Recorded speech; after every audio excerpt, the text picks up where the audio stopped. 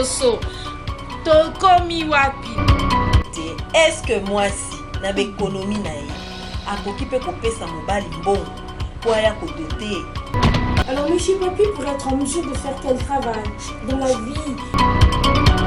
Voilà les raisons. Parce que la plupart des gens, ils parlent, mais ils ne savent pas quelles sont les véritables raisons. Voilà tout pour les sommaires. Mesdames, messieurs, bienvenue à cette revue. Zéro, vous avez la parole, maman coordonnatrice de FONUS. Oui, c'est-à-dire, nous sommes là pour essayer de faire une certaine déclaration qui semble être formelle devant Dieu et devant les ancêtres. Pourquoi? Parce que nous voyons l'enjeu de l'heure qui est en train de provoquer la colère de Dieu. Encore une fois de plus, nous disons que les hommes passent, mais les institutions restent.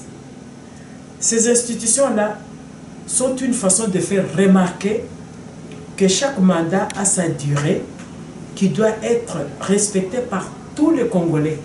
Quel que soit dans d'autres continents, la Constitution a toujours été respectée.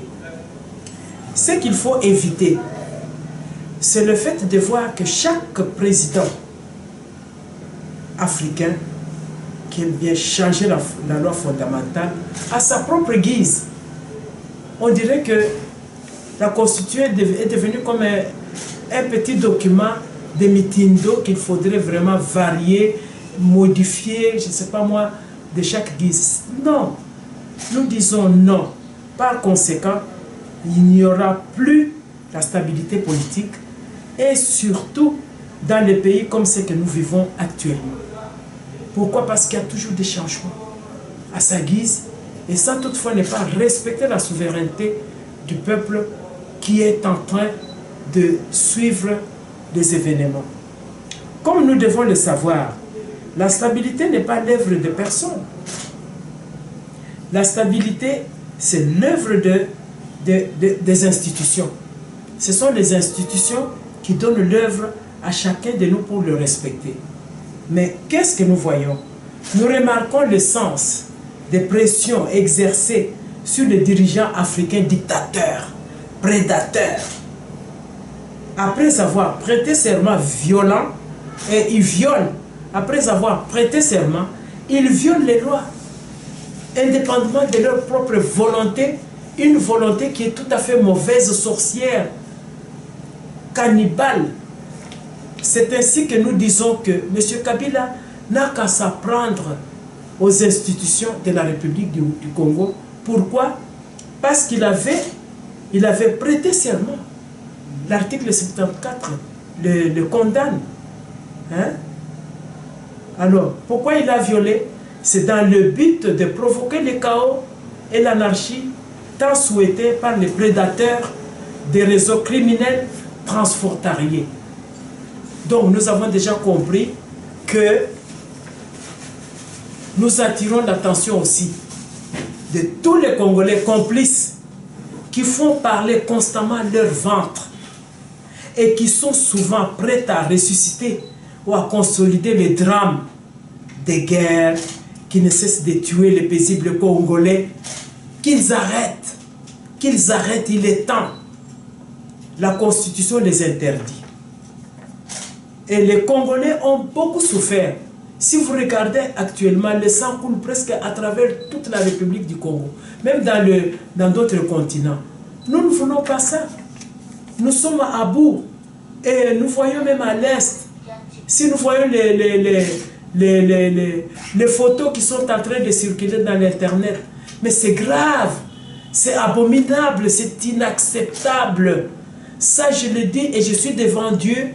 Je demande à ce que Dieu puisse commencer déjà à ouvrir ses enquêtes de justice et spirituelle pour condamner ces gens, même 20 ans. Ne vous en faites pas. Parce que la justice de Dieu reste trop longtemps. Ce n'est pas comme la justice qui semble être ici, qui est corrompue par les gens. C'est tout à fait différent. C'est par les violations de toute forme de torture inacceptable et d'exécution de violences sexuelles préméditées. Si nous parlons de préméditation, c'est-à-dire les gens qui viennent violer les gens, ce sont des gens qui sont en train de préparer pour balkaniser et affaiblir le Congolais pour qu'eux puissent maintenant récupérer nos minéraux et faire n'importe quoi. Nous ne sommes plus d'accord et nous avons compris. Parce que comment vous pouvez commencer à faire la violation sexuelle à partir de tous les âges, jusqu'à même à l'âge de 80 ans? Qui peut l'accepter? Qui peut l'accepter? Non. Et sans aucun respect, et ensuite à travers quelques territoires de la République démocratique du Congo. Nous ne sommes pas d'accord. Nous pleurons et nous sommes devant Dieu. Alors, tout ça là, c'est pour autant que cela leur permette de demeurer aux affaires. Quelle affaire? L'article 5 les interdit. Et ce n'est pas bien.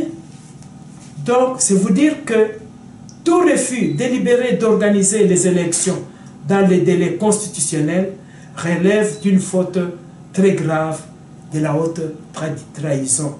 Très punissable par la loi de la République du Congo. C'est très punissable.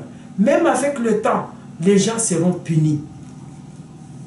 Concernant par exemple le dialogue, moi je pense que le dialogue c'est la concertation bis de ce que nous avons fait en 2013. Le vrai dialogue doit s'effectuer entre Kabila et Tshisekedi.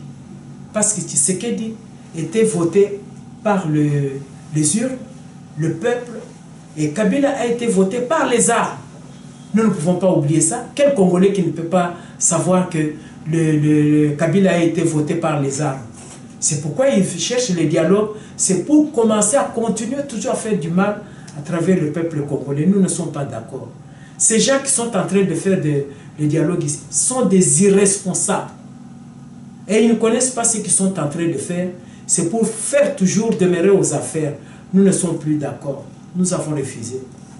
C'est pourquoi nous disons que, aussi longtemps que M. Kabila n'a pas réalisé les élections à temps, apaisées et transparentes en 2016, en vue d'assurer une alternance pacifique au sommet de l'État, la Constitution le considère punissable et il sera jugé par la nation devant Dieu de nos ancêtres et il est responsable parce que la terre appartient au bon Dieu, la terre n'appartient pas à M. Kabila. C'est ce qu'il semble oublier. Et du moment où je vous parle maintenant, il est au courant de cette situation. L'article 74 le met devant un fait. En prêtant serment, il avait promis de remplir loyalement et un fidèle serviteur du peuple congolais les hautes fonctions qui lui sont confiées et il n'a jamais rempli ça. Il y a la guerre presque partout. Alors pour cela, il faut arrêter de faire couler le sang des Congolais qui en fait, nos aïeux ont déjà enregistré le constat. Il ne faut pas oublier ce que je vous dis là. C'est très sérieux. Prenez la date d'aujourd'hui et vous allez voir ce qui va se passer. Et alors, les martyrs, c'est le corps qui se décompose, mais l'esprit est devant la justice de Dieu pour que la justice spirituelle de Dieu est déjà en cours en l'espace atavique. Les gens qui sont très sérieux comprennent ce que j'ai dit là. Elle continue même durant 100 ans. Personne n'échappera. Ça, je vous dis ouvertement, M. Kabila est devant la justice. Et avec tous ces prédateurs qui sont en train de tuer les gens pour balkaniser notre Congo, nous ne sommes pas d'accord. C'est Dieu qui nous a donné le Congo et nous voulons que ce Congo reste aux Congolais. Et quand il y a des faux Congolais qui sont en train de tuer les Congolais, Dieu seul va juger l'affaire. Ne vous en faites pas. Je vous remercie. Peuple congolais, ouvrez l'œil, soyez vigilants, restez derrière le rassemblement. Nous allons gagner le bal.